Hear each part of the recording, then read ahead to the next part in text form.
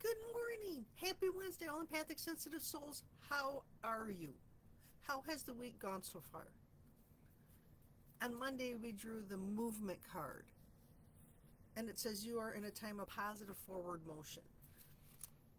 Now, I don't know about you, but I've been taking some backward steps this week. It's been a real struggle at work.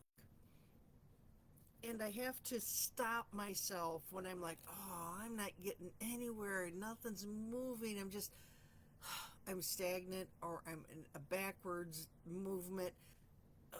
Why? Why do I got to do this? Why do I got to keep going through this crap again and again and again? And then I have to stop and think on this.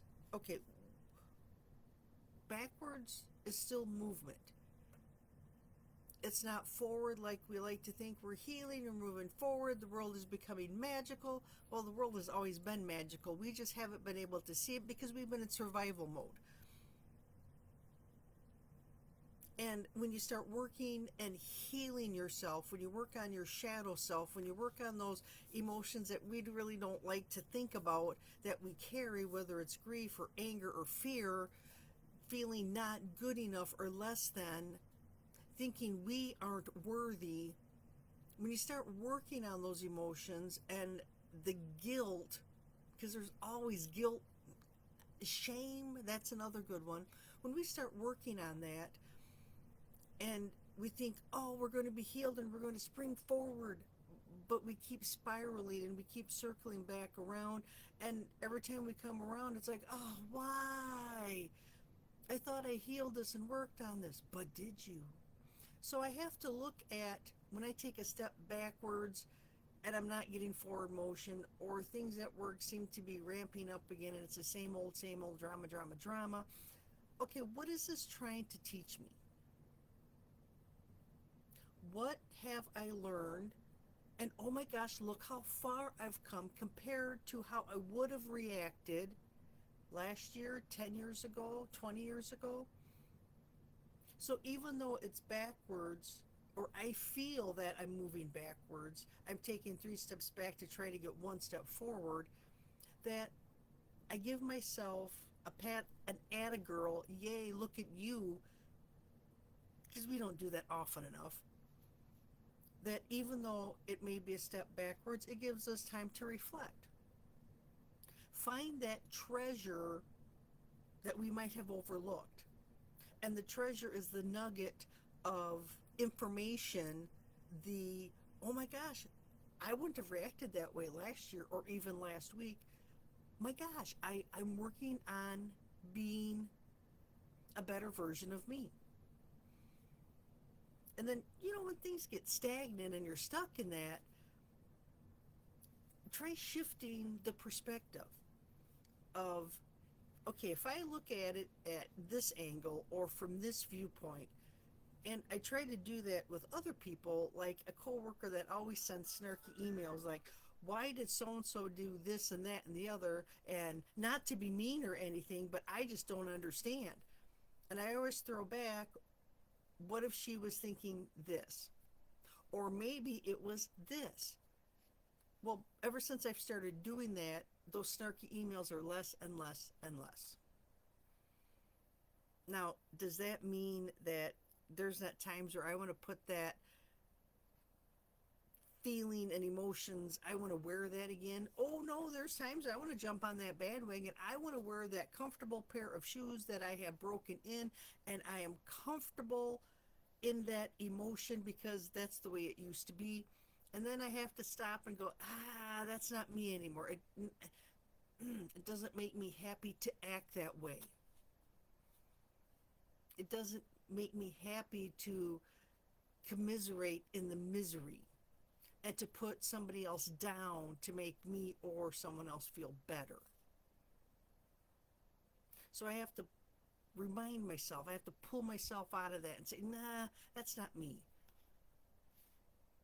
And the more I do that, or the more we can do that, the more we can say, hey, I'm not engaging in the gossip and the drama, even though it comes around and there's some engagement because I got to work there. when we change and shift our perspective and we release that old thought process, that commiserating, to feel part of a group, to feel like you are seen and heard because somebody's listening to your gossip so they can gather information. When we release that and work on, you know, nah, I don't need that. No, that's not for me. Then new movement can come in. A new momentum can start building, and that will sometimes help push you out of that stagnant space you're in and move forward. Sometimes you move backwards, but that's okay. And I have discovered this week that it's habits. A lot of it is just a habit, like that good old comfortable pair of shoes. We're comfortable in them. It feels so good to wear them. And we don't want to break in that new pair yet because they're not as comfortable. And, it's just, my toes don't fit right. My socks are bunching up, whatever the case may be. Trying on that new vibration, that new holding space, that new being understanding and forgiving and not joining in the misery. Sometimes it's a stretch, right? Sometimes it's just not. But the more you do it, the more you practice it, the better habit it becomes, the easier it is. And then that becomes your comfortable pair of shoes. I was talking with my niece, excuse me, and she was talking about the upcoming holidays. And she was getting rather anxious about holding up the traditions. Now, I'm a traditionalist. I love my traditional holiday meal. But I'm not going to make it myself because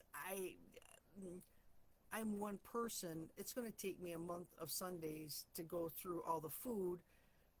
And it's really hard to make a good pot of mashed potatoes for one or two. It doesn't work that well. I just can't get the correct seasonings. And I'm not going to get a turkey or even a turkey breast and cook that just for me. I like turkey and ham and stuffing and mashed potatoes and gravy and green beans and the whole gamut. The special holiday fluff, pistachio or cranberry fluff. But again, for me to make it, it just doesn't work. And then I'm throwing food away. And she's like, well, she goes, I can't eat that stuff anymore. And I'm like I should, but I hear you.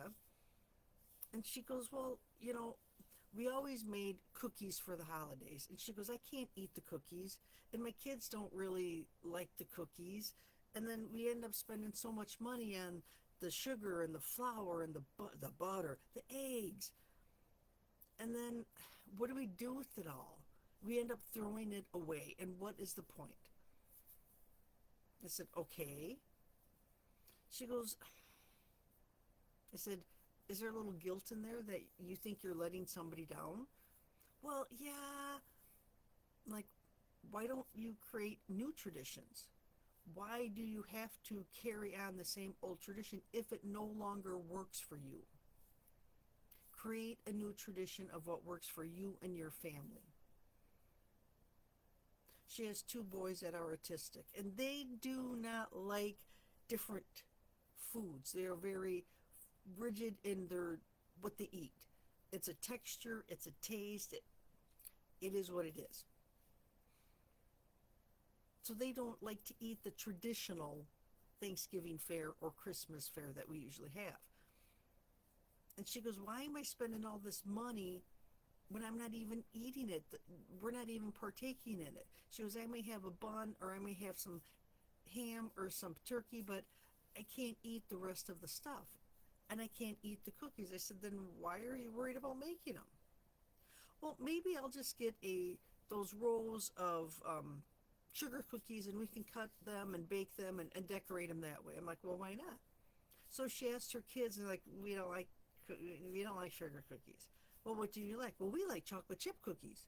I'm like, well, what's wrong with chocolate chip cookies for the holiday? Oh, I never thought of it. A different perspective. She was so focused on the feelings of guilt that she couldn't recognize that I have the power to change the tradition to make a new tradition. I said, start a new tradition for your family. What is wrong with that? Do you think grandpa and grandma would be, oh, I can't believe you're doing this? No, they're excited because you're finding what works for you. As an adult, as a mom, you have to do what works for your family. And if you're going to buy a turkey and then end up throwing it out, what's the whole point? Well, yeah, that's a good point. Yeah, so they're going to make chocolate chip cookies for Christmas. How exciting is that? And then you can even frost them. Why not? And put sprinkles on them if you want to. So why not break with the traditional way of thinking, the traditional way of, oh my gosh, I'm going to go down that spiral pit of despair because X, Y, and Z happened at work and they're not being nice, or X, Y, and Z happened in the family and things aren't the way I wanted. Break with tradition, break that habit, and try on a new way of thinking. Yeah, it's awkward. It doesn't fit quite right, just like that new pair of shoes. But why not? Why not try it? And eventually, of reverting to your old way, it hurts more than just putting on that new pair of shoes. It's so much nicer and things flow better and it's easier when you start acting and working the new way. And I know it's hard. Oh my gosh, it's not easy making changes. It's not easy letting go of those habits. And I've been trying to work on that instead of setting something down on the counter, just put it away. And all it is a habit. With attention deficit, if I don't see it, I forget it exists. So I set things on the counter so I remember I have it. Or I remember to do something like at work. If I don't set my papers in a pile, I forget that, oh, I was working on that project. Out the brain it goes. So trying to learn that it's okay to break with tradition and start your own traditions. Release that old energy of thinking so a new momentum, a new energy can come in. Movement, whether it's forwards or backwards, it's still movement. And going backward gives you time to reflect and times to realize that, oh my gosh, look how far I've come. Look what I've learned. Or, yeah, maybe I could have handled that differently. Stick it in my mind for the next time something like this happens. Movement, movement, movement. I hope that this helps. Enjoy your Wednesday, the rest of the week. I'll have back on Friday early morning, and we'll see how the week ends. Have a great week, everyone. I'll talk to you later. Bye for now.